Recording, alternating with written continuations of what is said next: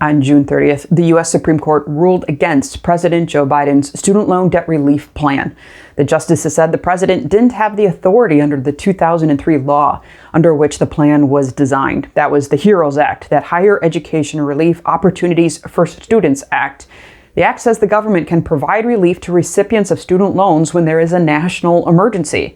The Fed said that was enough of a hook, that national emergency because of COVID, to craft the student loan debt relief, but the justices disagreed. Chief Justice John Roberts said the HEROES Act language was not specific enough to envision this type of student loan debt relief. The Supreme Court heard oral arguments on student loan debt relief back in February of this year, and it was all coming from that August 2022 proposal by President Joe Biden to relieve $10,000 of student loan debt for people earning less than $125,000 a year, or $20,000 in debt for people with full Pell Grants.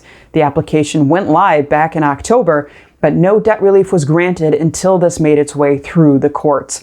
In a statement after hearing about the Supreme Court opinion, President Joe Biden said, "This fight is not over. My administration's student loan relief plan would have been the lifeline tens of millions of hardworking Americans needed as they try to recover from a once-in-a-century pandemic." And he said it would have been life-changing for millions of Americans and their families, and it would have been good for economic growth, both in the short and long term.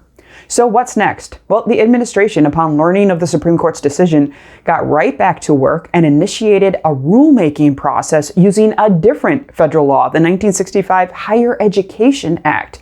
It's an alternative as a path to debt relief. It does not look the same as the original proposal from August of 2022. The Department of Education also says they're finalizing more affordable repayment plans as well, and they're creating a 12-month on-ramp to repayment running from October of 2023 through September of 2024. You can read more on the Supreme Court and what some of these new plans for student loan debt relief will look like. We link to resources in the description below.